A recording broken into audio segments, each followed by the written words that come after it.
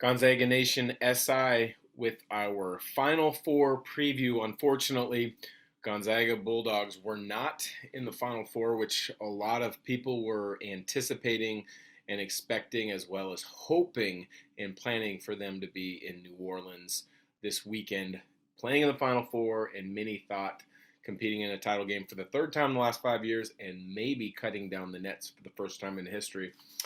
I still think it's right around the corner. Gonzaga will win a national championship at some point. It's one of the greatest sports stories of all time, just how dominant Gonzaga has become after being essentially an afterthought in the world of college basketball up until about 1999 when they began that Elite Eight run. And what they've done since, spectacular. But no Gonzaga in the Final Four. Zag fans are going to have to wait one more year, one more opportunity to see if next year is the year.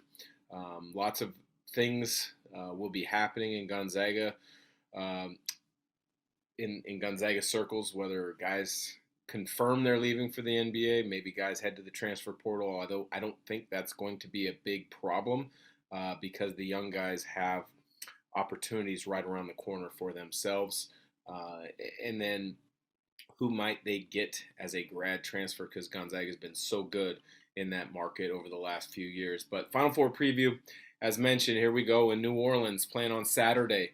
Um Villanova and Kansas. I mean, Villanova is the only team that has won two national titles in the last 10 years. Jay Wright heading for a chance to win his third national title. He's a Hall of Fame coach. He's solidified it over the years. He does a tremendous job in Philadelphia, but their road has been not necessarily easy, but it hasn't been as difficult as some other teams' road to the Final Four here. They started off beating Delaware in the first round, knocked off a really good Ohio State team in the Big 12 from the Big 10, excuse me, in the second round, and then a good game for Villanova. They played extremely well against upstart Michigan. Michigan making a run to the Sweet 16 after being in the play-in game.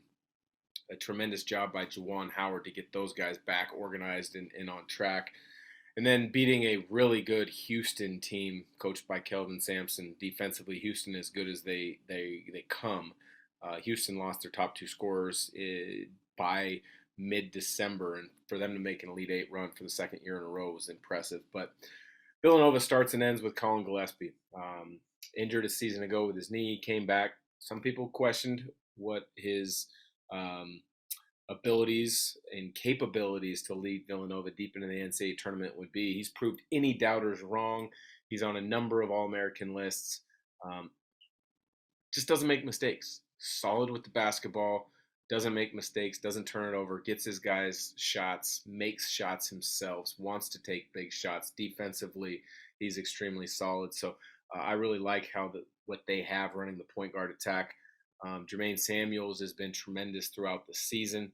Villanova always seems to have that kind of 3-4 guys wing, maybe step out big who can kind of do a lot of different things, and I see that in Jermaine Samuels.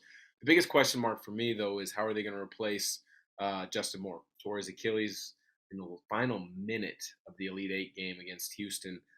He's one of those kind of blend guys who does so many things well, and he just blends mistakes that others may make into um, a positive contribution on that possession for Villanova. So that's a quick overview of Villanova. Kansas, coached by Bill Self. They're the only one seed left. I didn't have them in my predictions for the Final Four.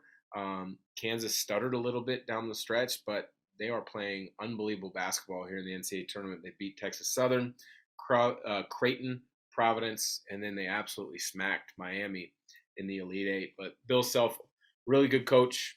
He's won one national title with Kansas. This could be another one because I see Kansas beating Villanova in one of the Final Four games. But they've got good balance.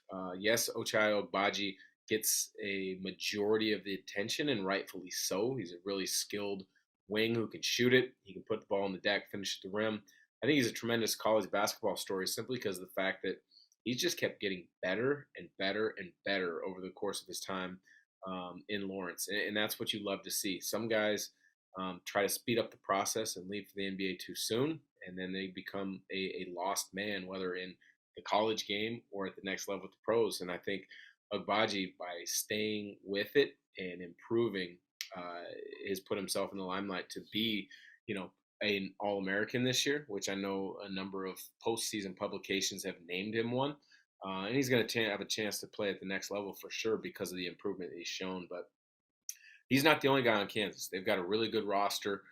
Mitch Lightfoot, Christian Braun can step out a little bit as a big and do some different things. David McCormick's anchor on the interior, big, wide, strong body, great rebounder, defender, can screen. He's a serviceable post-up scorer at times. But I think the difference for Kansas so far in the NCAA tournament is grad transfer Remy Martin. He transferred in from Arizona State. He's had some ups and downs. He had some downs late in the regular season, not quite necessarily knowing what to expect from him production wise coming in the NCAA tournament. Part of it's due to his lack of getting things done. Part of it's due to injuries that he's had to work through over the course of the year, but he's played really well in the NCAA tournament. And that matchup between Remy Martin, Colin Gillespie, I think will determine the game in regards to who wins. My pick is Kansas advancing over Villanova to play in the title game on Monday night. So that's the first of two. The second of two Final Four games, the headliner, the showcase, the maybe the most uh, anticipated Final Four game in a long, long time. When you talk about the storylines, Hubert Davis as a first-year head coach of North Carolina, they had some struggles early in the season. People were making comments: did we not hire the right guy? Should it have been Hubert Davis?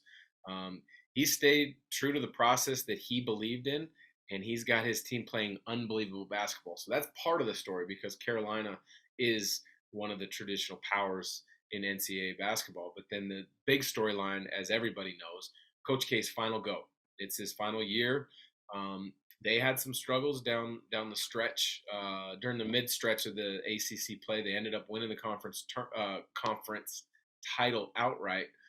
They got the number 2 seed. They were able to knock off Marquette, a really good Baylor team. Cal State Fullerton, Michigan State, a tremendous defensive team in Texas Tech, and then Arkansas, who just knocked off the number 1 overall seed, Gonzaga Bulldogs. But Duke, and rightfully so, the storyline is Coach K in his last season. Does it culminate in a national title? And the fact that they play their bitter rival, one of the greatest rivalries in all of college sports, regardless of sport, whether it's basketball, college football, baseball, you name it. I mean, the North Carolina Duke rivalry is something that is something to behold and kind of must-watch TV. And this game will be must-watch TV without a doubt. But it's going to be about Coach K and his last run, his last year as a head coach before John Shire takes over. Can they get it done? They played really well as of late, as I've said. Paolo Banchero is, he has done everything as a freshman. 6'10", 250. He can score on the inside. He can score on the outside. He's got a good handle, and he's creative with it. He's a willing passer. He's a creative passer to get his team involved. When push comes to shove, he can get a basket, whether in an offensive set or on his own. That's the beauty of having a guy as talented as Banchero, who at the bottom level will be the 3rd pick in the NBA draft. It'll be him, Chet Holmgren, or Jabari Smith, in my estimation, as the top 3 picks. And then it's a matter of who has it. But Banchero's been tremendous. AJ Griffin has been a really good freshman. Had an injury late in the season, but when you get 8 days or about 7-8 days between Elite Eight and first Final Four game, you got plenty of time to get rested up and get any bumps and bruises healed up. So he's been tremendous. And I think Mark Williams has been the unsung hero for this Duke Blue Devil team defensively and on the glass. He's played himself into being a legitimate NBA prospect, someone who understands his role and excels in his role. And he's really helped Duke on the defensive end of the floor. But this team's young, led by Banchero, AJ Griffin. Mark Williams is only a sophomore. They've got other sophomores um, that play major minutes, but they've answered every challenge, and that's all you could ask for Coach K in his last go, is to leave it all on the line and get to a Final Four is amazing. And they go against a North Carolina team that is playing extremely good basketball. They beat Marquette, a good Baylor team, a experienced good UCLA team, and then they beat the Cinderellas, the darlings of the tournament, St. Peter's, the Peacocks. But they've got a great roster too. Armando Baycott's a tremendous interior player. He's got like 27 double doubles, I think, on the season. So he can really impact the game on the inside, scoring on the low post. He's good in screen roll situations because he's a big target, good hands. He can finish. He can rebound with the best of them. R.J. Davis has played really well. Caleb Love has played really well. Leaky Black's really good on the defensive end. And then their grad transfer due to COVID, Brady Manick from Oklahoma, has been a great addition. Kind of that do-it-all four who can at times score on the inside, but he can stretch it, shoot it from the outside, make plays in dribble handoff situations. He's been great. So my prediction for UNC Duke is I'm going to go Duke.